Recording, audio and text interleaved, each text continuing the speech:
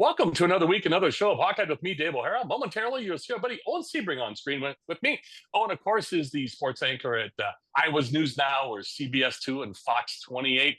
Owen, it's great to see you again. Thanks for taking the time to join us. We are in the middle of it all, man. Sports, all a culmination with baseball, all your high school sports you're covering, but as well as Hawkeye football, spring football. We're in March Madness, although none of the Iowa teams are in there. The wild thing about March Madness, the portal giveth, the portal taketh away. Hawkeye men have a new head coach. You were in Oklahoma last week covering the Hawkeye women. We'll get to that in the second segment. Of course, we'll close out the show in our sports betting segment with my production partners at BetterEdge and BetterEdge.com, James Seils. But Owen and I are going to talk this first segment about Hawkeye men's basketball and a little bit about Hawkeye football. So, Owen, great to see you again. Thanks for joining us. How you doing? Happy to be here, Dave. Thanks for having me again. Always my pleasure. So let's talk Hawkeye men's basketball first. Since you and I last talked a few weeks ago, and you've been out of state for a while. Oh, by the way, Hawkeyes have a new men's basketball coach. Cooper Koch is going to come back. Payton or Price Sandfort's still out in the portal, but is open to possibly coming back to the Hawkeyes. Same with Josh Dix, but they're both taking visits. I won't go any deeper than that because, Owen, as we record this, on Tuesday afternoon, April 1st. I don't want to give any April Fools to anybody. So let's you and I talk about what's happening now. Well, of course, we know Bennett Sturtz is coming with Ben McCollum from Drake to Iowa. So the cupboard is not completely bare, but Coach Ben has a lot to do, doesn't he? Yeah, that's right. Well, first, I should mention that I think there might be something to me traveling out of state and Iowa hiring new coaches because I was driving to Indiana to cover Caitlin Clark's first game with the Indiana Fever last May when we got the breaking news that Lisa Bluter was going to be leaving, and then Jan Jensen just like 10 minutes later was hired as head coach. And so I missed her whole introductory press conference because I was out of state in Indianapolis at Gainbridge Fieldhouse. And then now I'm out of state again when they hired Ben McCollum. So I didn't even get a chance to be at his introductory press conference because I was still on my way back from Norman, Oklahoma covering the women. So anyway, must be something to me traveling out of state. So we'll see what happens next time I leave the confines of Iowa. But yeah, the biggest thing that I've noticed with Ben is that it seems like he might be, Sturtz is a big addition, of course, but he might have another few Drake guys following him over here to Iowa City. So this year's Iowa men's basketball team might look a lot like last year's Drake men's basketball team, which wouldn't be a bad thing. They did great in the MVC. I'm not saying that those guys will automatically compete in the Big Ten right away. I'm sure that Coach McCollum would like to get maybe some additions for them transfer portal and hopefully try to keep some of these Hawkeyes on the roster. But overall, those are some good ads that they're picking up, and Sturtz is going to be a guy that's stepping in right away. People might doubt him as a kid who's just coming from an MVC school, previously Division II school. They don't know if this guy can play in the Big Ten, but I got to think that this is a kid that won't exactly be a front runner for maybe Player of the Year right away, but at least we'll have a chance to be maybe first or second team all conference. The intriguing thing to what you're saying too, Owen, is this: we could get into so much portal information, but nothing is firmed up yet, except with Cooper Koch. And you mentioned Bennett Sturtz, and a few Drake players of Ben McCollum's players from last year have entered the portal. There have been a lot of visits on Iowa's campus with players coming in and taking a look. I don't want to start mentioning names because, again, I don't want people to think it's April Fool's and we're throwing names out there. But also, as we record this on April 1st, heck, by the time this airs, Owen, or people see it online after it's on television at DaveO'HaraSports.com, as you kind of smile with me off camera as well, anything could happen. So let's you and I just kind of stick with the present and what we have. Yep. But as you see this year, the reception, you were out of town, of course, out of state, as we mentioned, covering the Hawkeye women. But you saw the news coverage. Boy, you talk about a great I'll use a basketball analogy. What a slam dunk for an opening presser Ben McCollum had. Yeah, and they really did have to work for it. Drake University was throwing the kitchen sink at Ben McCollum to try to get him to stick around town. They would have loved to have kept him in Des Moines, but Ben McCollum, we saw the picture show up with him and Tom Davis when he was a kid. He's talked about how big of a Hawkeye fan he was from childhood, talked about following Chris Street. Like, this is a guy who has Hawkeye basketball in his DNA. I mean, he was born in Iowa City. He loves this team, and so it would have been hard to take him away from there. And so if he has a success like people are hoping for, you got to think that this is a guy that's going to stay in Iowa City for as long as he wants to be there, because he really seems to be in love with the Hawkeye basketball team and this program, getting a chance to be on campus. And man, it really was, even though I was still driving back, just seeing pictures show up on X and on Facebook, seems like the fans really showed up for this guy, and there's just so much excitement about him in the program right now. The intriguing thing too, Owen, is besides, as you mentioned, being an Iowa City native, being born in Iowa City, his mom went to law school and she ended up being a judge. Then he ended up being raised in North Central Iowa in the Storm Lake area, and then played for Steve Craftsison, a former Hawkeye great, at junior college at Nyack in Mason City. Then went to Northwest Missouri State and played his last 2 years, and then kind of bounced around, tried to get in professional life. He said that wasn't for him, working in finance, got right back into coaching as a grad assistant at Northwest Missouri State and built a Division II power. Let's be honest, though. And I mean, in that 15 years, then went to Drake for the 1 year, huge success at D1, his first and only year. And then the Joe B. Hall winner for the first year coach in Division I. So congrats to him on that. Oh, and there's still so many things unanswered, and we'll find out more in the next couple of weeks, but still very early territory here with Ben McCollum, isn't it? Yeah, that's right. And just today, his first kind of pieces of his staff were coming together. They announced Josh Sash and Bryston Williams are going to be assistant coaches on the team. When spring football, we know the spring practice, no longer a spring game. Owen going to be open to the public. 10:45 is the start of the practice. It's an open practice. 9:45, you can start going into the stadium, so an hour early. Hopefully, you can talk about the last 3 years with the weather. I know it's spring. It's been very warm here in Iowa lately, but hopefully you get a good spring practice weather. But Mark Gronowski will not be there. He might be there walking around the sideline, but he won't be on the field, will he? That's right. Yeah, we won't see Gronowski. Sounds like he probably won't be a full practice participant maybe until June or so. So yeah, we'll see him out there, maybe in a Hawkeye t-shirt or something, but that's about all we'll see of him. I've had people kind of breaking down the videos online of like trying to see him in practice throwing balls around, but there's not much evidence to be had. So still probably at that spring practice is going to be Brendan Sullivan. We have to think he's going to be the one taking the snaps with the ones. And then kind of from there, it's a little bit of a jump ball. You know, who knows what we're going to see after Brendan Sullivan. But yeah, he's kind of the guy right now that's sitting in that number one spot. Maybe it's Jimmy Sullivan coming in after him. Who knows?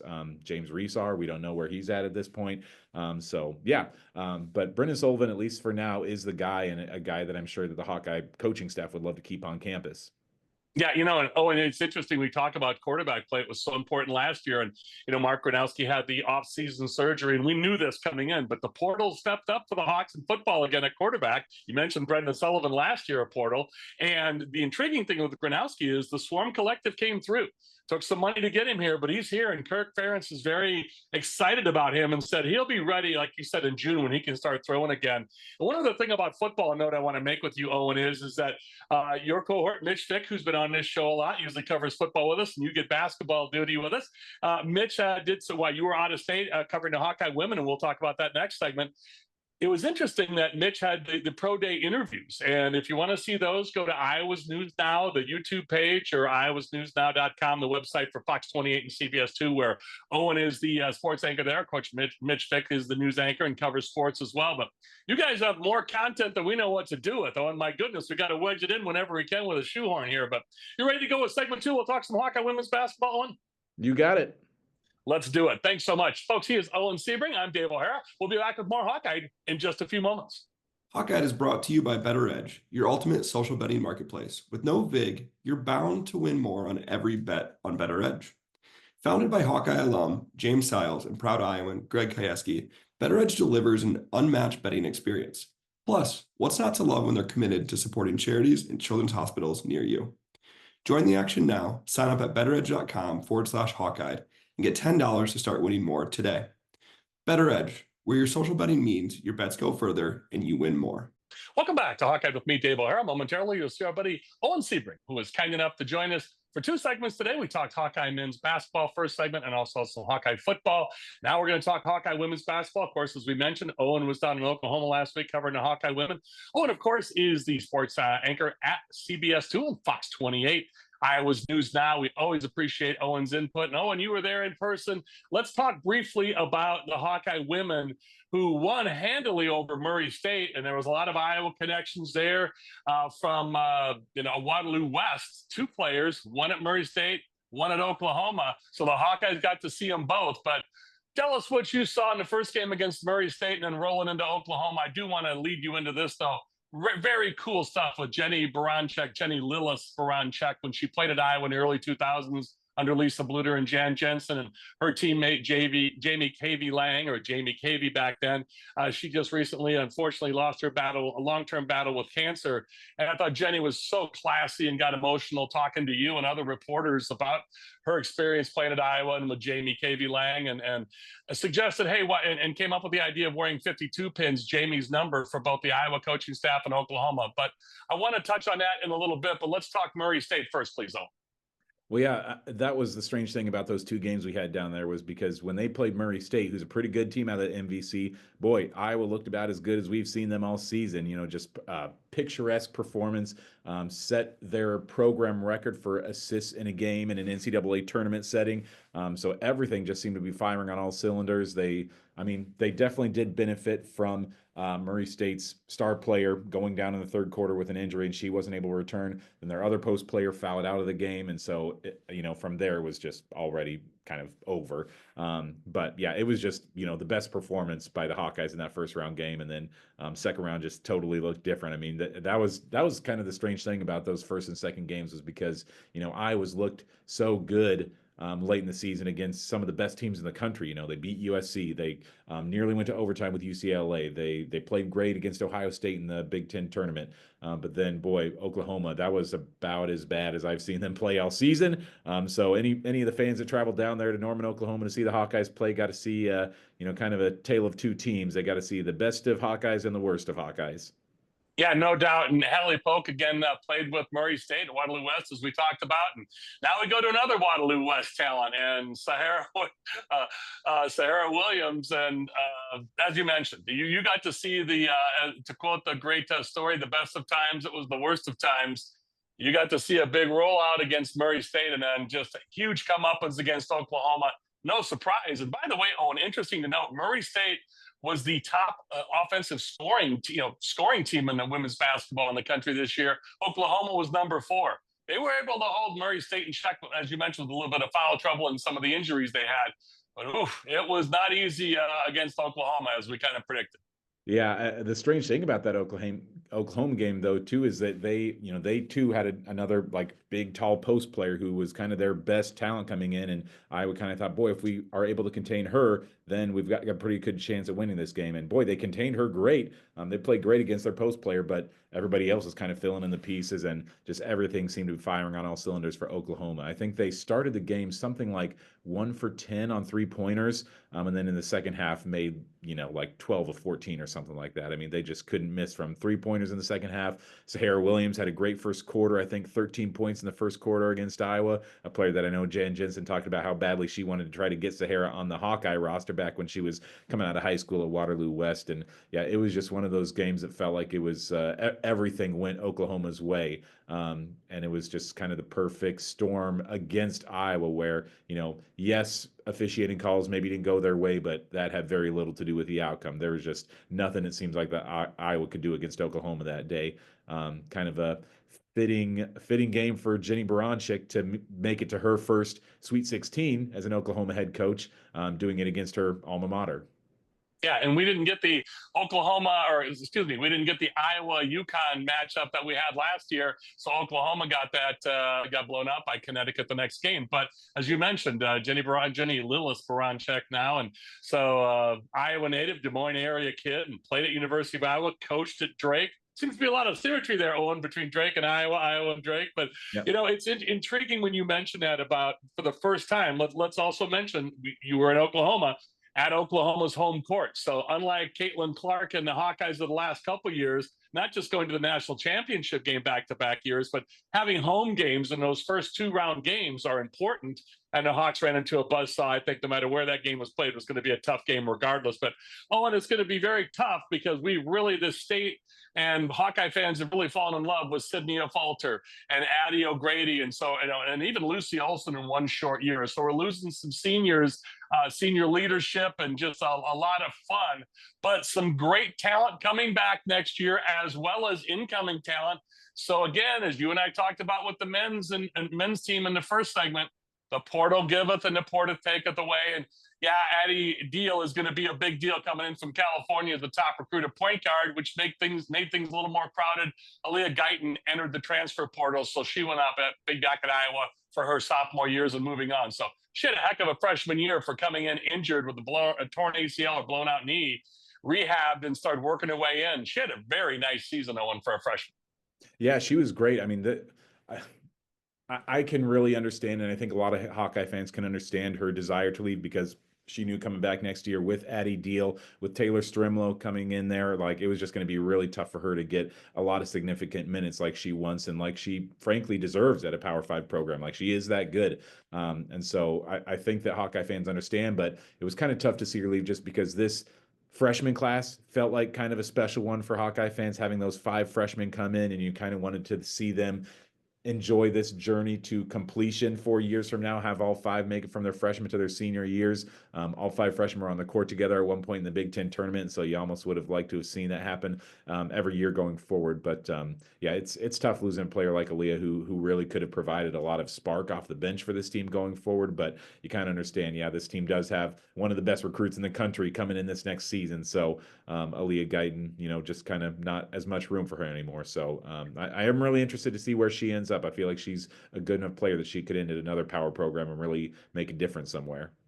Absolutely agreed. And, we'd be remiss if we didn't mention Ava Hayden, one of those freshmen you mentioned, besides Stremlow and, of course, Tegan Mullaney. And, of course, Kelly Levine didn't play that much, but still an area. So those are the 4 freshmen along with Aaliyah Guyton for the 5. But a lot in the cupboard for Jan Jensen and crew with recruits coming in, returning talent from this year's team, as well as these freshmen stepping up as sophomores. So, Owen, it's always great stuff. And, again, we're going to miss those seniors, but my goodness, the future is very, very bright. And Owen, as always, I look forward to talking to you, and thanks for joining us. We'll look forward to talking to you in a couple of weeks. We'll talk some more spring football for the Hawkeyes and any other developing breaking news with Hawkeye men's basketball and women's basketball. Man, this portal stuff for the next, again, about 3 more weeks yet with the portal being open sure makes your life a little busier than it usually is anyway, doesn't it? Yeah, that's right. Yeah, always got to keep our eye on things. On a slow news day, you never know when it's going to pick up when somebody either lands in the portal or leaves the portal or something. There's always a news story there. Yeah, absolutely. Owen, great to see you again, and thanks so much. Thanks, Dave. Truly my pleasure. For Owen Sebring, and of course, remember, he is the sports anchor at CBS2 and Fox 28, Iowa's News Now. I'm Dave O'Hara of Hawkeyed. We'll be back with more Closeout Hawkeyed. I will be with James Seils at BetterEdge and BetterEdge.com. Back with more in just a few moments. Make the Cobblestone Inn and Suites in Fort Madison, Iowa, your home away from home. Whether you're visiting the area for business or to discover the history, culture, and attractions of this city on the Mississippi, the Cobblestone Inn and Suites in Fort Madison is the perfect choice. The hotel offers overnight guests a complimentary hot and delicious breakfast daily. Traveling with your pet? No problem. The Cobblestone Inn and Suites in Fort Madison is dog-friendly. The hospitality-driven team at the Cobblestone Inn and Suites in Fort Madison, Iowa is looking forward to welcoming you. Welcome back to Hawkeye with me, Dave O'Hara. Momentarily, you'll see our buddy James Seils. James, of course, one of the principal partners in my production partners in the group at BetterEdge and BetterEdge.com. James, it's always great to see you. Let's talk some March Madness. First and foremost, though, as always, how's everything going with you? And thanks for joining us as always. Oh, thanks for having me, Dave. Yeah, things are going good. We're still in the heat of March Madness. We've got baseball starting, which has been fun for everyone except the Twins. So it's been a fun time of year. New Arena Football League partnership and all that good stuff. So we're always busy here at BetterEdge. How are things playing out for you guys at BetterEdge and BetterEdge.com with the March Madness? Crazy, I got to imagine.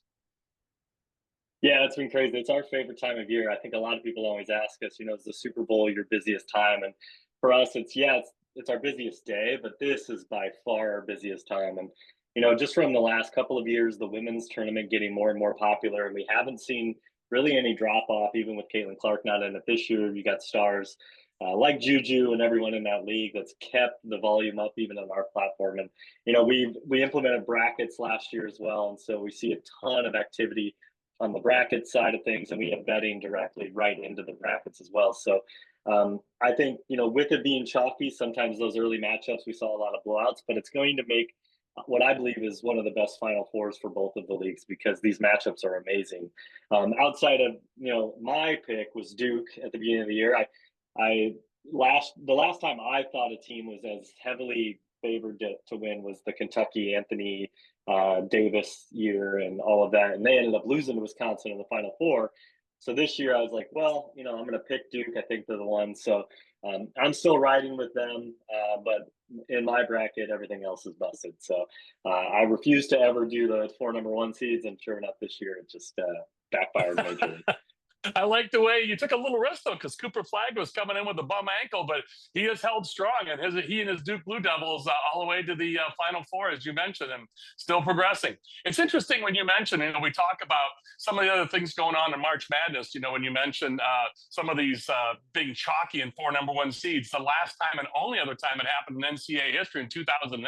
Now 17 years later, here we are in 2025 with 4 number 1 seeds again. So let's you and I close out with baseball, and I'll just say 2 words to you, which has seemed to set the baseball world abuzz in this first official full week for the rest of Major League Baseball. Of course, the Cubs and Dodgers started a week earlier over in Japan. But James, Torpedo bats.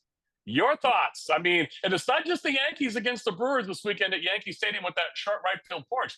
Ellie De La Cruz for the Reds last night. There are a handful of teams using the legal torpedo bats, where the bat is more thin at the edge and fuller down in the middle in the barrel of the bat, the quote-unquote sweet spot. An MIT professor or an MIT guy came up with that. So how about that, James? A little technology and science in baseball. I absolutely love it. I'm not what you'd call a traditionalist from baseball. Like, I actually thought that the whole golden bat rule would be really cool, where you get your stars in the right moments. And so for teams like the Yankees to find a way to do it within the rules and still increase offensive production, which I think, and our betting data shows that it's going to trickle throughout the league. So we're seeing, those home run props kind of nudge up on the pricing. If you want to take the over on a home run prop, it's a little more expensive now than what it was. And a lot of that's thanks to these torpedo bats. So I personally love it. I love more offense. I think the Twins have their own mess going on that they'll probably be the last team in the league to actually accept and adopt it. But I think overall it's good for the league. It's more action. It's us talking about it outside of the league, and not in a negative way, but in a fun banter way. And so, yeah, I love it. And the betting markets, it's showing that, I think it's here to stay, and the stats are here to stay. I love the way you just said the same thing I did. Even though I'm a former pitcher, I like a little bit better pitching, but it is what it is. It's legal. It's here to stay unless something changes it. And I agree with you. I think it's going to change the game for the better. One other trend I wanted to mention, you mentioned early season with the Twins stumbling out of the blocks, and the Brewers. It seems like the 2 upper Midwest teams have not won a game yet in their first 4. And the intriguing thing is, the other trend is, it sounds like in Sacramento, where the A's are playing until they get their home stadium finished in Vegas in the next year or 2, they are playing at Sutter Healthcare Field, or Sutter Health Field in Sacramento at AAA Park. Although, James, it's interesting. They drew over 12,000 the other night against the Cubs, and that's more than they used to draw at Alameda County Stadium in Oakland. So not much of a step down. But it's, from what I've heard in minor league baseball in years past, and now this game 1, the A's first home game, the Cubs ended up scoring 18 runs. And it's holding true that, bettors may want to take a look at this games in Sacramento for the A's home games this year. James, they call it kind of Coors Canaveral, like Coors Field in Denver. They're calling it the Coors Field of the American League. Will be interesting to keep note on this, James. Yeah, absolutely. That's what's awesome about baseball, right? Every home field is different. The fields are shaped differently, and so you see markets change based on where the games are at, more than in any other sport. And so, yeah, especially and by the way, on the old A's stadium, I loved it, because when I was traveling out to San Francisco all the time, I would be able to get seats right behind home plate for like $30. So I do miss the fact that was there. We were like one of like 12 people there, but still, you got to get a good view of the game. But yeah, no, it is cool that they're still bringing the loyal fan base of the A's even to that smaller stadium. And it played itself out in hockey. I went to a game last year down in Arizona where they played in that 4,000 person arena. The Arizona Coyotes, now they're, I think, in Utah, but it was cool. They pack it out. It was just loud. It was a really fun environment, and it got the players riled up, even though there weren't 30,000 people there.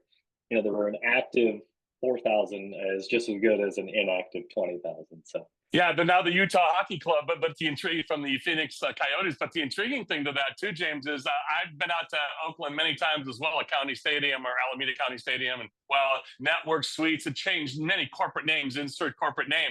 But the intriguing thing to that was you and 30 other people, or you, me, and 30 other people. You got to look out for the seagulls out there, though, especially at night. You better eat your food quickly because they swoop in and take those garlic fries. But thanks for taking me back there, James. I appreciate that. Hey, folks, there it is. James Seils, part of my production partner group, but he and my buddy Greg Kieski, obviously co-founders of BetterEdge and BetterEdge.com. James, of course, a University of Iowa graduate from that very fine and fantastic Tippy Business School, Northwest Iowa native. Of course, Greg and I are both Northeast Iowa natives. James, my friend, it is always great to see you. It's been too long. We got to catch up a little bit sooner after March Madness. We'll catch up for sure. So happy betting and continued good luck, James. Thanks so much, my friend. Thank you, Dave. Great to see you again, as always. Thank you, and likewise to you. So, for James Seils and Owen Sebring, I'm Dave O'Hara of Hawkeyed. Also, thanks to my production partner, Greg Kieski at BetterEdge, and then James Seils at BetterEdge as well, and BetterEdge.com. That's all from us at Hawkeye. Thanks to all of you.